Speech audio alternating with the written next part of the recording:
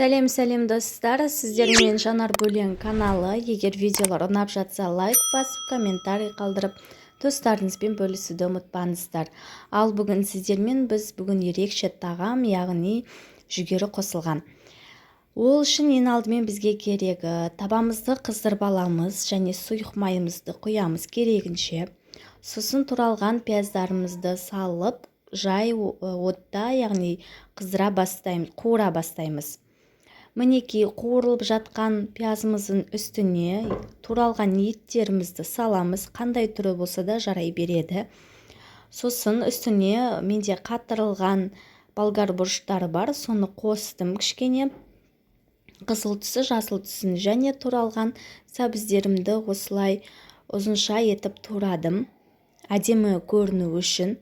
Сосын туралған картоптарымды да осылай турап шықтым ұзынша етіп. Сосын барлығын бірге қосып араластырып қуыра бастадым.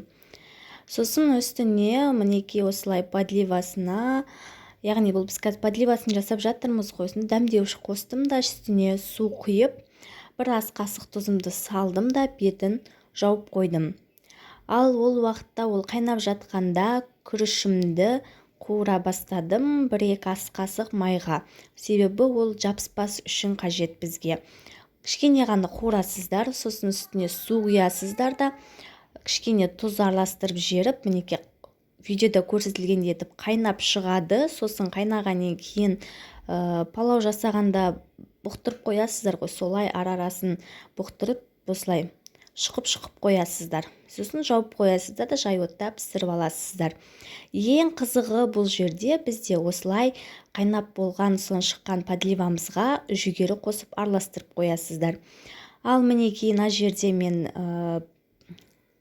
кесемді алдым және пиаланың ішіне салдым да форма жасап жатырмын. Мінекей осылай күріштеріңізді салып шығасыздар да бір тарелканы алып аударасыздар. Мінекей видеода көрсетілгендей етіп үстіне жауып аударсаңыздар, өзі әдемі формасын сақтап шығатын болады. Және ортасына және шетіне қайнап шыққан, дайын болған подливамызды айналдыра осылай құйып шығасыздар.